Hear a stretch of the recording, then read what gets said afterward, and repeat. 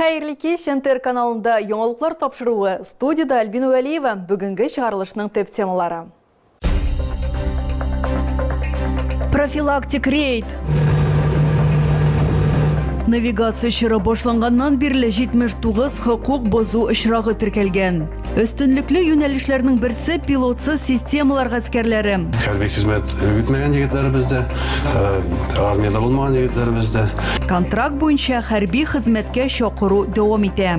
Бердәмлек кеше. Менделеев урамындагы 26-нчы йортта яшәүчеләр хәрбиләр өчен дарулар сатып алганнар. Җәядән ук ату ярышы. Аны пәйгамбәрimiz әйткән, уктан атлагыз дип.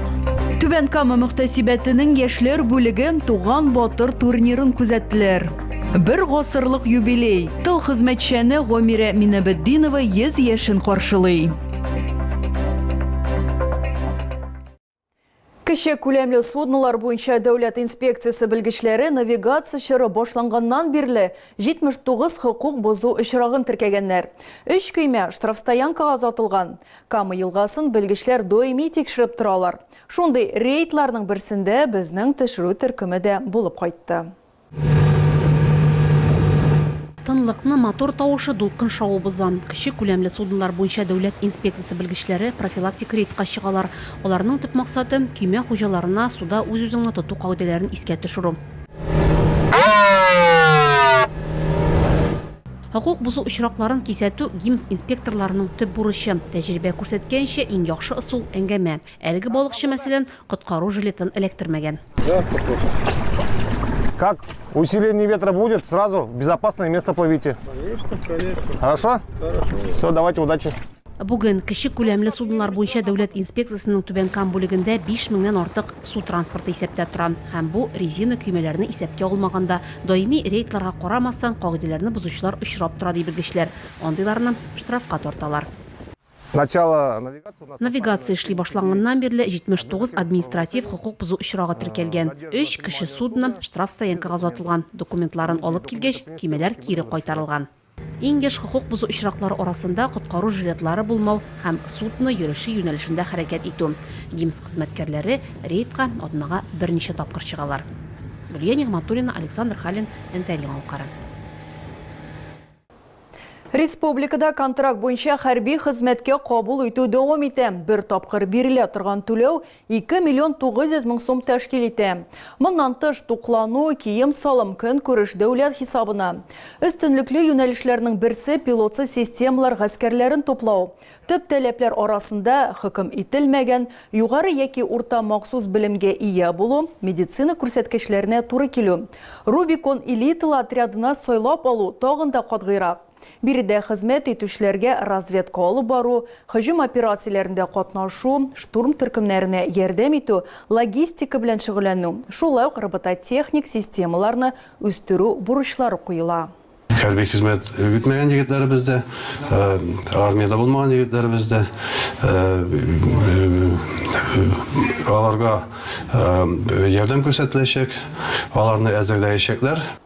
Бердәмлек кеше Менделеев урамындагы 26-нчы йортта яшәүчеләр солдатларга гуманитар йөк җыйганнар. Тартмаларда иң кирәкле әйберләр, дарулар. Йорт буенча җаваплы Фәридә Нигъмәтҗанова сөйләвенчә, ярдәм җыю махсус хәрби операция башланганнан бирле дәвам итә. Күршеләр бергәләп маскировка челтәрләре үрәләр, коры душ һәм исән калу беләзекләре ясыйлар. Финанс яктан да булышалар. Кирәк яраклар сатып алу өчен 800 мең сумнан артык акча җыйганнар. Күп фатирлы йортта яшәүчеләрнең бердәмлеге һәм игътибарлы карашы ил сакчыларына зур таяныч булып тора.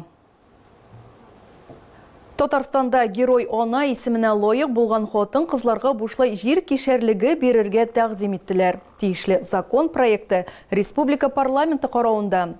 Документ нигезендә җирле хакимият гаризаны 20 көн эчендә карарга тиеш. Исәпкә куелган очракта 30 көн эчендә жир кишәрлеге тәкъдим ителә. Участок сайлау махсус акт белән рәсмиләштерелә. Шуннан соң 2 атна эчендә аны милеккә тапшыру турында карар кабул ителә. Исегезгә төшерәм, 10 яки оннан да күбрәк бала тәрбияләгән хатын-кызларга ярдәм чаралары федераль закон белән билгеләнгән. Безнең чыгарылышларны НТРның рәсми сайтында һәм ВКонтакте шелтәрендәге Татар Лайф аккаунтында карый аласыз. Шулай ук Макс төркеменә рәхим итегез.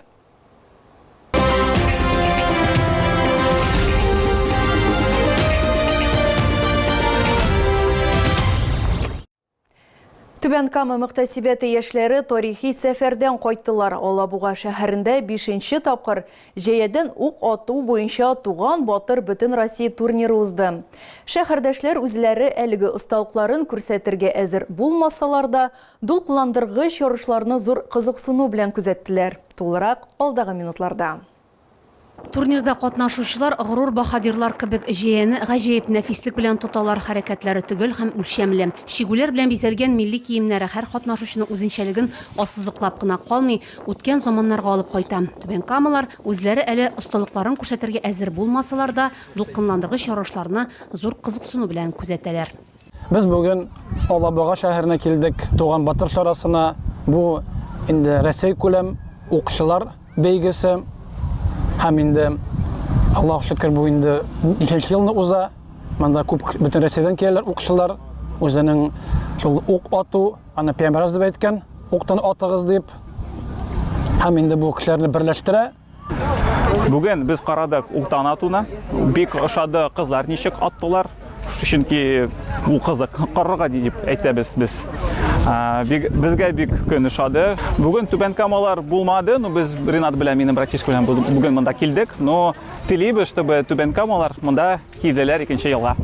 Алабуга мөхтәсибәте тәкъдиме белән оештырылган турнир бөтен Россиядән меңләгән тамашачыны җыйды. Туган батыр ул спорт ярышы гына түгел, тарих белән бәйләнеш, бабалар юлын дәвам итү һәм милли рухны саклау чарасы. Бәйрәмнең кульминациясе борынгы Болгар мәчете хәрабәләрендә өйлә намазын уку. Аллаһу лиман хамида. Аллаһу. Турнир программасы вакыйгаларга бай була. Җәядән ук белән ату, көрәш ярышлары, остаханәләр һәм һөнәрчеләр ярминкәсе. Чараның махсус кунагы Татарстан Республикасының атказанган артисты Сәйдә Мөхәммәтҗанова. Түбән Кама мөхтәсибәтенең яшьләр бүлеге билгеләп үткәнчә, бу күренеш яшьләрне шулкадәр тәэсирләндергән. Зауыклы киенергә, җәядән оста атырга һәм күп гасырлык тарихны өйрәнергә теләк белдергәннәр. Гөлия Нигъматуллина, Фәнис Кадыров, НТР яңалыклары. Тыл хезмәтчәне Гомирә Минабетдинова 100 яшен каршылады. Гомер бәйрәме белән аны шәһәр башкарма комитеты һәм Шеремет авыл җирлеге вәкилләре тәбрикләде. Ветеранга шулай ук Россия президенты һәм Татарстан рәисе исеменнән котлау хатлар тапшырылды. Сугыш елларында Гомирә Минабетдинова колхозда хезмәт иткән. Басудагы авыр хезмәттән тыш урман кисәргә дә, окоп казырга да туры килгән. Озын гомернең сире хезмәт сөюдә ди ул. Бүген тыл хезмәтчәне 3 баласы, 4 оныгы һәм 6 оныкчыгы кадер хөрмәтендә яши. Смотрите, Москва, Кремль, я как уже сказала, от Владимира Владимировича Путина. Это от Путина. Да. От Раисы Республики Татарстан. И от главы Нижнекамского муниципального района Беляева Радмира Ильдаровича самая большая, чтобы была на долгую память.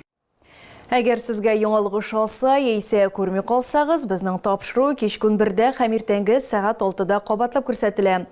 Алда сезне һава торышы турында мәгълүмат көтә. Безнең белән булганыгыз өчен рәхмәт. Кичләрегез күңелле һәм файдалы булсын.